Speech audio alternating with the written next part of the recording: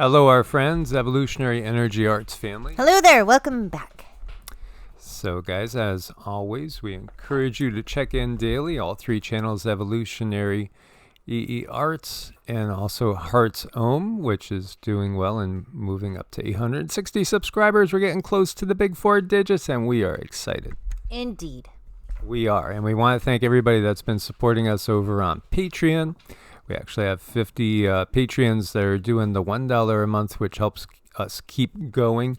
As you know, we're basically pretty much, because the system doesn't like what we do, you know, we're pretty much demonetized. And so while we're still in the system, we truly do appreciate your guys' support. And then, you know, at some point in time, we're all, hopefully, everyone listening to this will be out of this dark system and we'll be making something new. And thanks for your support over on Ko-Fi, where you could do a one-time donation just by changing the number of coffees, or monthly, just like you can over on Patreon. So we are going to talk about Buddhist detachment because it's a message that came through from one of the new sets of guides. And it was something they said was going to be critical. So first, I wanted to mention this is Virtue's Transformation Through Christ. Be the change you are destined to be in the world. It's an interactive guidebook, spiritual practice by Zach, our dear brother, who we love. And Zach is over in the Rockies. And, you know, honestly, he's somebody I resonate with really well. I think he is truly, truly a brother in every sense of the word. And he's doing what he can to shine his light and to help others who are coming out of, say, you know, Christian tradition to expand their horizons. Because, again, the Christianity that we have in these times is not the original Christianity, because the original Christianity was so multifaceted. It was truly like the Sanatana Dharma, which is something you can't pin down into just one little niche. No, there was so many different belief systems out there within the young Christianity. And it was, of course, grasped by the system and then made into one particular dogmatic point of view. So this book can help you to expand your horizons and to maybe, you know, look a little bit broader, broader scope, broader terms, come to realize alternative ways at looking at some scriptures, and then delving down into other scriptures, because, gosh, you know, it's good to expand our horizons. You know, Buddha, Shiva, Yeshua, it's so easy to see all three of these when you think of them in a state of contemplacency, in a state of deep, deep, deep meditation.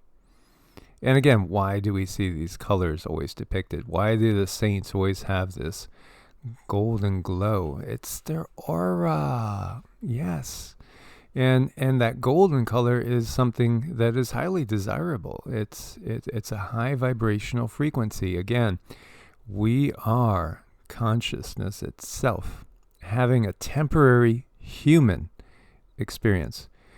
We're not always human. Human is the temporary part of things. Mm-hmm. Right. And looking at this picture here, you can see all the little squirrely things around that aura. And, you know, what he's doing is he's reading the energy. He's reading the energy around him. He's bringing it in for understanding so that he has a wider knowledge base, so that he can find understanding for himself, because that's something we all need to figure out for ourselves. But we can't really do that until we've explored. You know, you go exploring just to find out what you want and what you don't want. And then after that happens, we become our own unique version of ourselves. And doing this meditating contemplation is a really good way for you to learn to understand who you are. Oh, absolutely. It's the only way. There's no other way but going within. You're not going to find out who you are by going anywhere else but within yourself.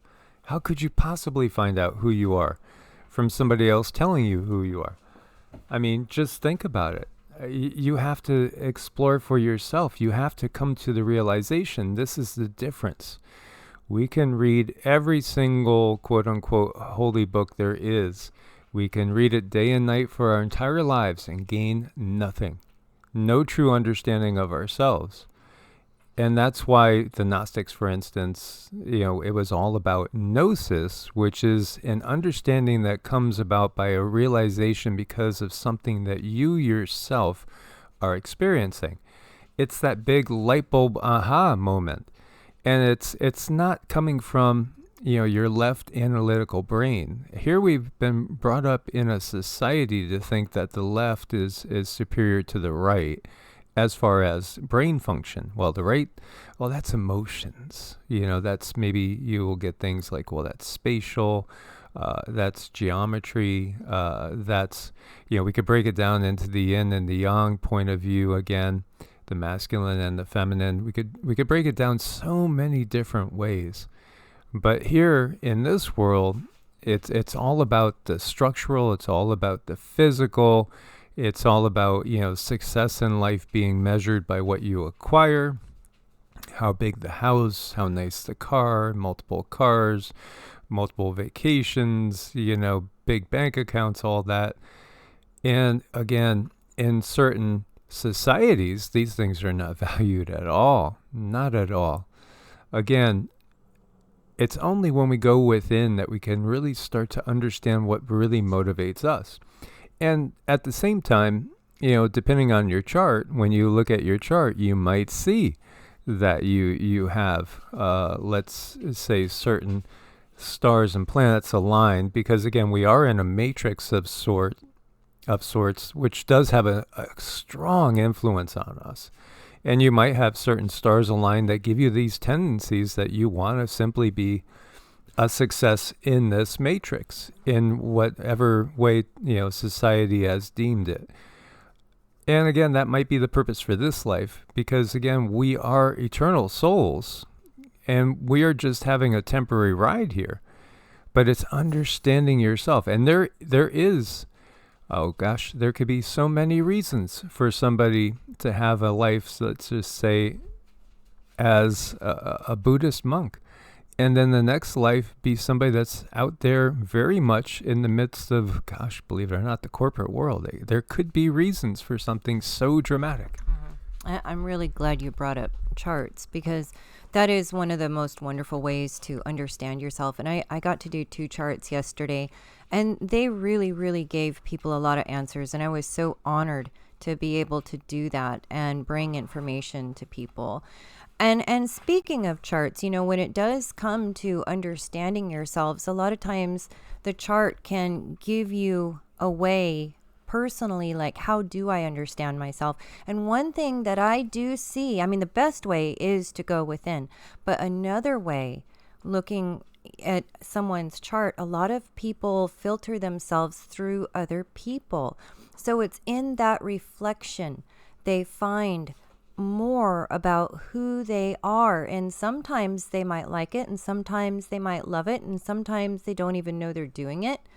But other people really can help you find out how you tick, what makes you go.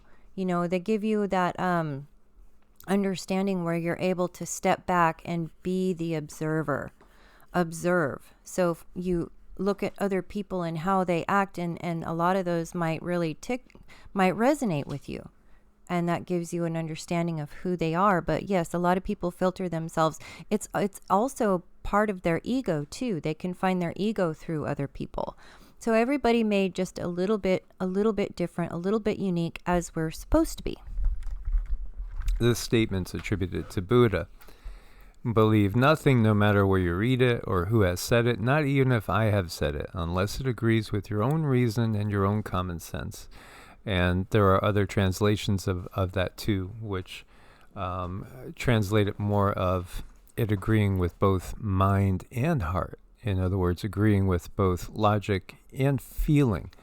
And that's what we need to do, is to feel into something. Because again, if we're simply doing something out of fear of punishment, that's not really something that's based on love. It really is not. And ultimately, source is love.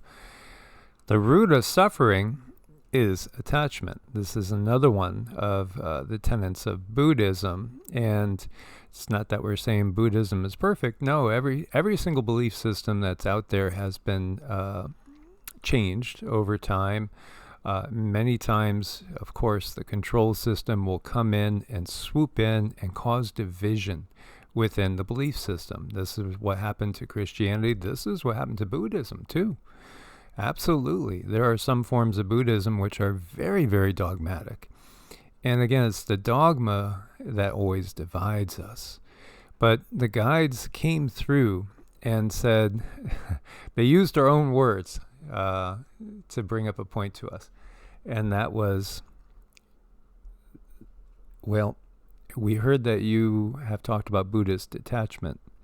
Well, this is going to be a time coming up now where you're going to have to truly practice Buddhist detachment with compassion if you're going to be able to ride out the storm and rise above the storm without being pulled into the storm. Attachment, the delusion that you could hold on to something. And I like the way this is a shadow trying to grasp whatever that is, a leaf, a branch, a stick, a twig. Absolutely. How can we hold on to anything? So, one of the first tenets that we get when we start studying whether it's Buddhism, Jainism, the Sanatana Dharma, Hinduism, the Vedic scriptures, Upanishads, whether we start looking into the Western mystery tradition, and we're starting to look at maybe some of the teachings of Hermeticism or the Gnostics or the Kabbalah, is that ultimately everything in this world is Maya. This is an illusion of sorts. Doesn't mean it doesn't feel real. When we are in it, it is supposed to feel and be as real as possible, because this is a learning experience. It's transitory. You are eternal. Your consciousness is you. You are consciousness. The body is just a temporary vehicle. No matter how much I loved, my 1970 Plymouth Satellite, it wasn't going to last forever. At some point, it's going to head to the junkyard, or maybe it would end up in a museum as a relic. Again, we find mummies still encased in their sarcophagus. And we might look and think, wow, okay, so that was a pharaoh. Huh, curious. Wow, why does he have red hair? Anyway, getting back to this point, it's all a temporary experience, a temporary situation. So again, the delusion is that we can hang on to anything in this world besides what we gain from the experience. I mean, we go out the exact same way we came in, and you don't get to take anything with you, not one material thing with you. But that doesn't mean you should shun material things.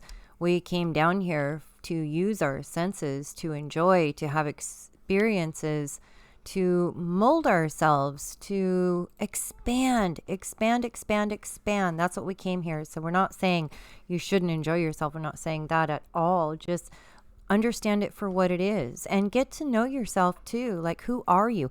If you are doing things or not doing things out of fear or out of some kind of punishment, at least recognize that so that you can stand back and say, okay, if this block were not here, how would I feel?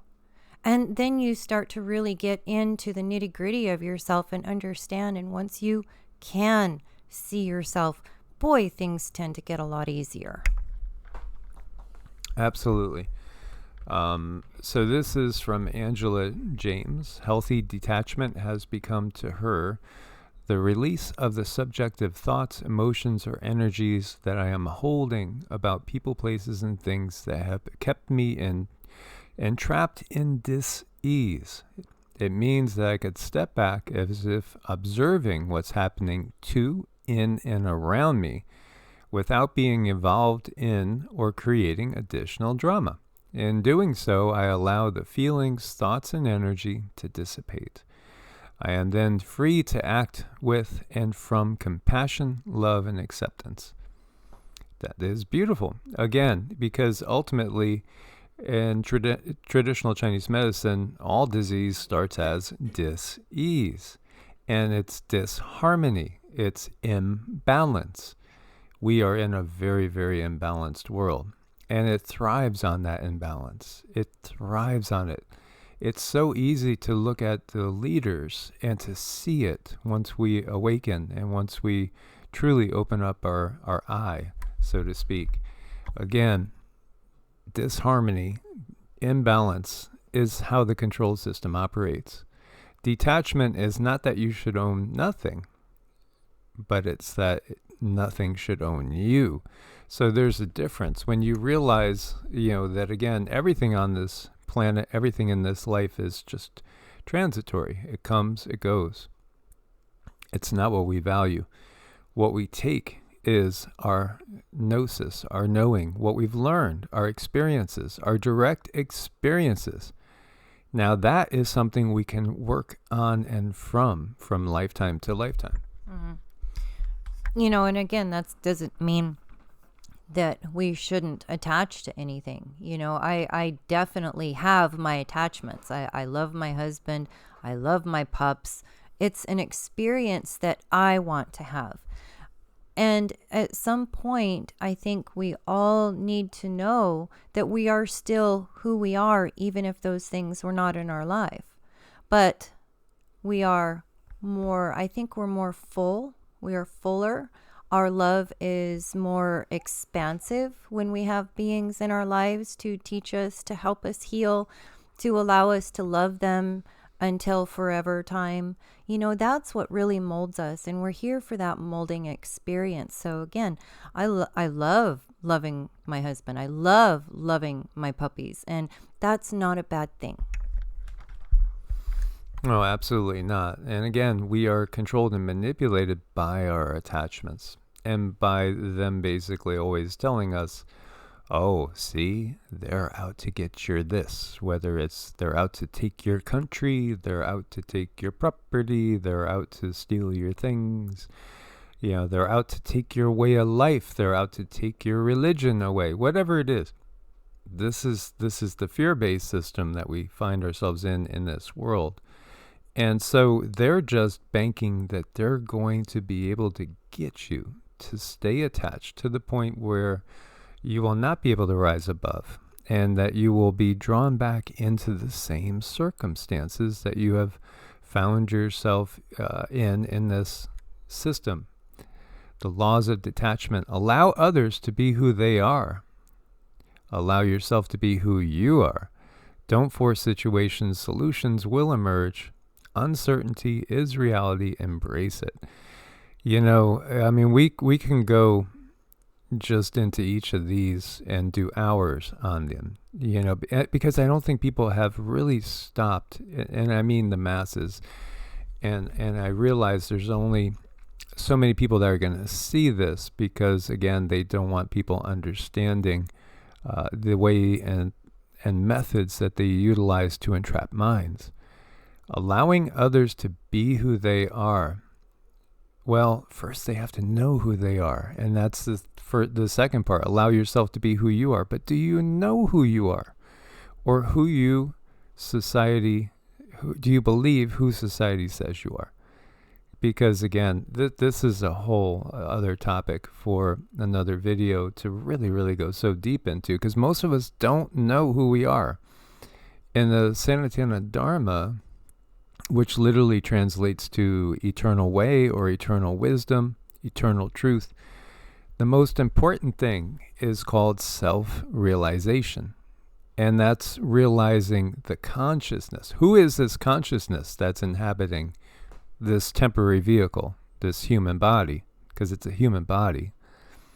Again, you are the consciousness that's utilizing this body as a vehicle to experience this 3D reality, but that's not really you.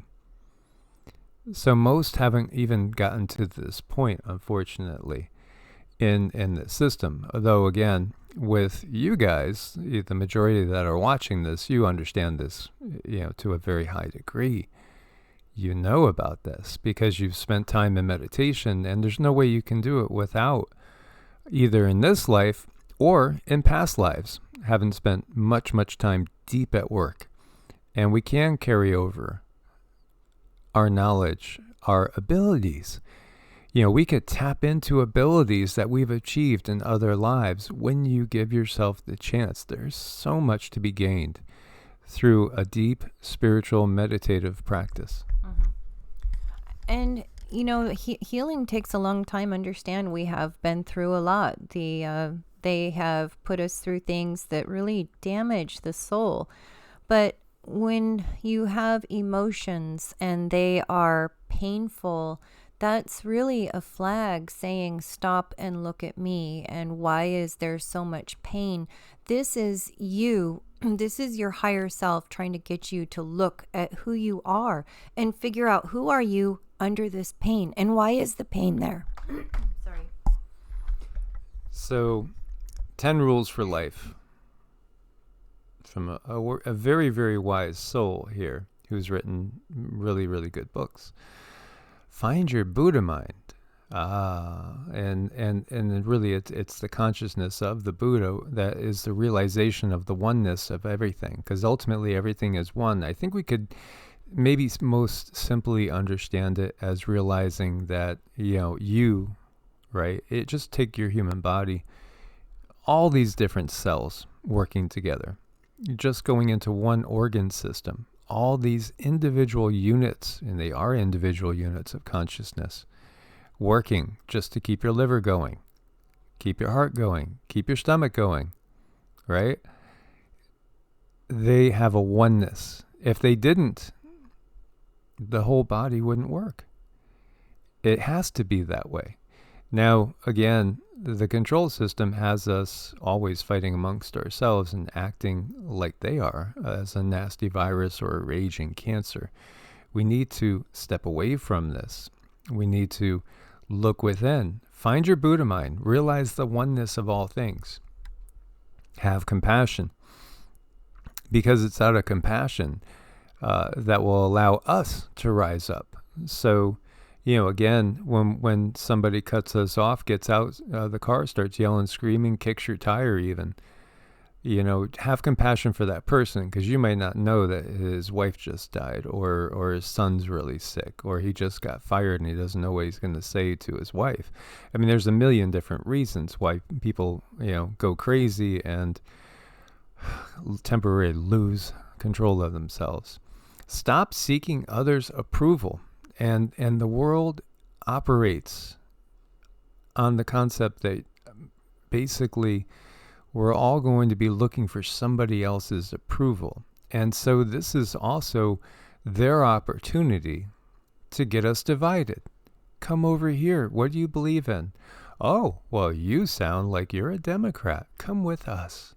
Oh, you sound like you're a Republican. Come with us. Oh, you sound like you're a capitalist. Let's see what we can do together. Oh, you sound like you're a communist. Again, when we seek others' approvals, this ends up segregating us in many, many ways. We end up, again, if you look at your political leanings, you might check the box 7 out of 10 things that a traditional quote-unquote left-leaning liberal might check off. But 3 things you totally disagree with. We're all unique. We're all unique. This is the thing. We don't have to be conforming. Think about what we see from the government. Think about what we see from the control structure on the planet. It's conform. Well, you don't agree with us? Well, you're going to be endangering others because you don't agree with the way we view things. No, everybody is unique. This is the plan of Source. There is no one size fits all. If you believe that there's only one correct dogma, you're still totally in the dark, completely in the dark. Be open to the mysteries of life. Absolutely, because it's amazing. The more that we look at it and we see how all these systems balance and come together so perfectly, it's because, again, the consciousness creates this reality. Consciousness makes this reality for itself to explore. And yeah, there are so many mysteries that really, when we start going deeper, we can unravel and understand them. But there will always be new ones that are constantly popping up. These are some really beautiful, beautiful things to go by. And this comes from somebody who's very advanced. But then you have to look at like the rest of us. We're not all going to be there. I mean, this is something we could aspire to be, find your Buddha mind. I feel extremely blessed to, for a couple of times in my life, I was able to see consciousness for what it truly is. So I have a little tiny signature in my energy field of what source is and what source feels. Have compassion, absolutely have compassion, because you don't know what that other person has been through. Stop seeking others' approval.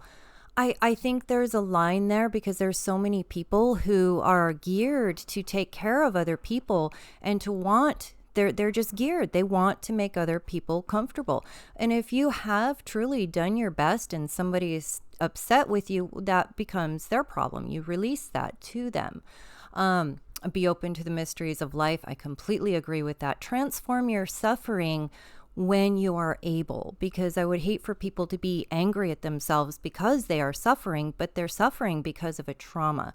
So sometimes you have to sit with that suffering until it unwinds itself, and don't be frustrated at yourself. Be aware of your body. Our body is a very important tool for the rest of consciousness. Absolutely.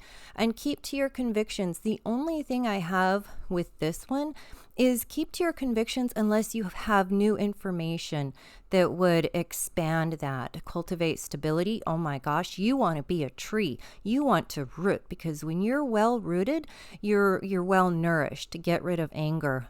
Absolutely. Find ways to process emotions, and practice meditation. That I think is like one of the top things you can do, because when you practice that meditation, that quieting of the mind, everything else falls into place. So this was a lot of fun to do that. Absolutely. And again, you can see that any system that tells you it's dangerous to practice something like meditation, like sitting still, clearing your thoughts, that's a system that wants to keep you in darkness. And that should be just self-evident. But the problem is so many people are so caught up in the system, they just don't understand. And they probably won't understand for many, many lifetimes. But again, each soul is unique, and some are what we would term younger souls, some are more ancient souls, some have done this so many times they see right through, and others, this is a brand new experience. Forgive those who insult you, attack you, belittle you, or take you for granted. But more than this, forgive yourself for allowing them to hurt you. That's a huge one. And again, if we are constantly just focusing on everything that we do wrong, how can we really grow? If we're focused on the negative in its entirety, how can we really grow? How can we really grow? You think about, I keep going back to the bottle. I keep going back to these pills. I keep going back to, the wrong relationships. I keep taking the wrong jobs. I keep, okay, there's something that needs to be corrected. But don't necessarily just focus on what you're doing wrong. Instead, look to what would make you happy, what would make your heart sing, and then see how you can manifest that. And also understand that we need to ask ourselves, like, why did we put ourselves in a position to accept a bad job? Why are we in a position to accept bad relationships? Is this something that goes much deeper? Is this something that goes back to childhood? So how could you be angry at yourself for allowing other people to hurt you if it's truly the trauma that is driving you? You should be very forgiving and understanding of yourself. Again, speaking to that inner child, giving that inner child all the love and attention and understanding you would give any other child.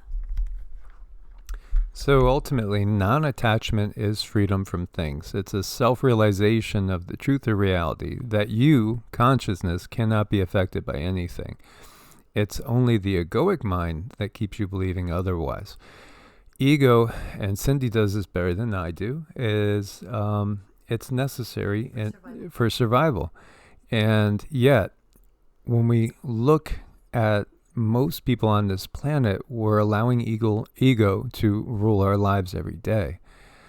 And why are we bringing all this up right now? Again, we had a new group of guides that came through that are what you would term very, very high density. These are light beings, pure light, even pure light to the point where they don't really seem to have shape anymore. Many of the light beings in 5D, you can make out a form. And most often it's kind of that head, 2 arms, 2 legs type form, albeit that it's all energy. Now these are more like, they are a consciousness wave in some ways. Again, we can get a fairly decent little idea from looking at quantum physics, wave and particle. We are ultimately consciousness itself that manifests in many different ways throughout the course of our growth. And again, this is all expressed in the Sanatana Dharma and many other traditions too. You could study the I Ching. It's a great source of wisdom. The Tao Te Ching. You could study so many amazing texts. And again, the mysteries in the West, because in the West they had to be mysteries, because otherwise you would potentially be burned alive, boiled in oil, all those nasty things for having a dissenting voice. We are going into that time period where, we might be called to move out of our area at any time. We might be forced to. I mean, how many people have you seen that have had to move due to floods, due to drought, due to wildfire, due to war, etc., etc., etc.? If we are so attached to our things that we can't let them go, then we might not make it out in time. That's just the basic part of it. Also, holding that higher sense of compassion, because we are going to be called, I'm telling you guys, so many people probably know this and sense it. We're going to be called to make some very, very tough decisions. How are you going to react? How are you going to react? Are you going to literally turn your back, or are you going to help out others where you can, when you can, as long as it obviously is not endangering you? Again, this is all part of developing our abilities of discernment too, because there will always be those that take advantage of situations, take advantage of compassion. So learning how to read people. Again, this is all mental, emotional, spiritual exercise that we should be doing every single day, because these critical skills are going to be sorely needed in the time ahead. Right. And a good part of understanding who you are is understanding your limitations too. When you do want to offer help, and we all do, knowing how far can I extend myself is something you should go into it. At least asking the question when you want to reach out. And again, we all want to reach out and help one another because it's buried deep inside of our DNA. We have that innate desire to say, hey, I want to help and pull together. And that's because we all came from the same source. So we're all kind of magnetically pulling together. But then also you have to understand your limitations so as not to hurt somebody if you say, well, I can do this and this and this, and if you're not able to. So again, knowing yourself is also knowing your limitations. And when we have this information, things can be so symbiotic. They can be so beautiful. To find peace, sometimes you have to be willing to lose your connection with people, places, and things that create all the noise in your life. Oh, yeah. Yeah, I mean, personally, yes, absolutely. And I've done things that have looked completely insane, absolutely. But I know that I've trusted that there's a bigger purpose. And part of that purpose was being able to reach somewhere over 25 million views on these channels, 25, 30 million views over the course of the last, 6 years. That's caused hopefully a positive ripple out there. I'm sure some people took many of these videos in a negative light. Again, we understand that. It's again disconcerting to find to have somebody saying, hey, might not have understood the whole situation correctly, especially when we think we have it all perfectly correct. But the reality is, while we're in these flesh suits, we can never see anything that clear. And that's the reality. We're looking through a distorted lens constantly.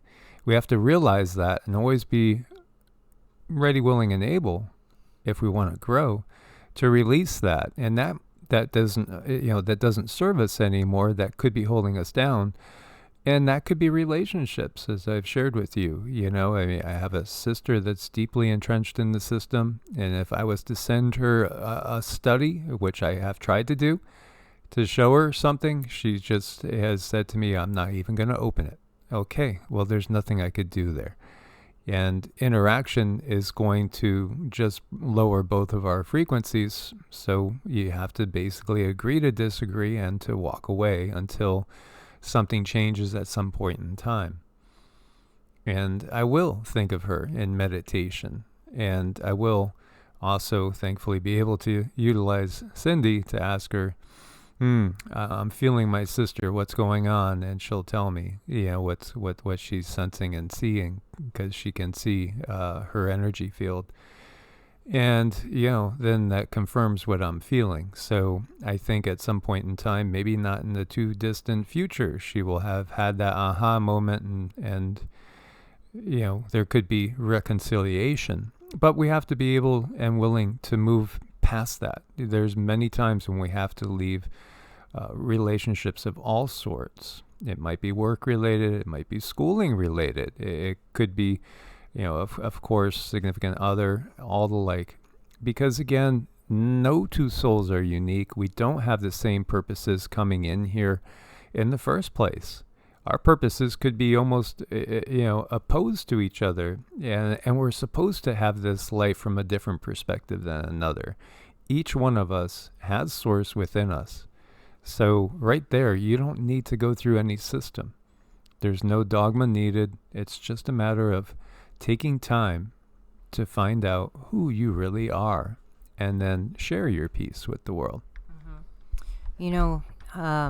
Having the ability to not have expectations of others. So say it is a loved one and, you want reconciliation, but you have to be willing to move along even without the reconciliation. So not having that expectation, dropping that expectation is a way you can drop a little bit of pain out of your life. Because again, you do your part. You keep your side of the street clean. And that's what you worry about. And understand that through that ability, you keeping your side clean, you keeping your soul where it needs to be, understand that everything else around you is going to fall into place like it should. You're going to attract the right people, the right situations, and it kind of becomes a magnetic force. The more you focus on taking care of you and being good to your soul and connecting with your highest self, the more things are going to transform around you and become in more alignment with your purpose here. Absolutely. Each one of us is unique. So again, that detachment is going to be critical in these times. And don't allow yourself pulled into the drama. Follow your own path. Again, when Pompeii happened, if you had told people in Pompeii, hey, that volcano is going to erupt, nobody's going to escape, or few would escape, there would be those that would say, I'm just going to do today like I always do, because I don't want to go start elsewhere. I don't want to pack up and move away. If it's my time, it's my time. And there's going to be those that are like, thank you, I'm out of here. everybody is unique. Everybody has a unique purpose. Everybody has a certain goal for this particular life. Same thing if you want to look biblically to Sodom and Gomorrah. There are those that wouldn't have been able to take the frequency of Sodom and Gomorrah in the first place and be looking to get farther away because they couldn't stand to be around that energy in the first place. And then there's those that were perfectly fine with the energy. Again, each one has their own path. So I hope this helps you in whatever way it possibly could. Indeed. And again, thanks for your support on Ko-Fi and Patreon. Make sure you subscribe to Heart's Home, as well as EEARTS and Evolutionary. God bless and namaste. Namaste.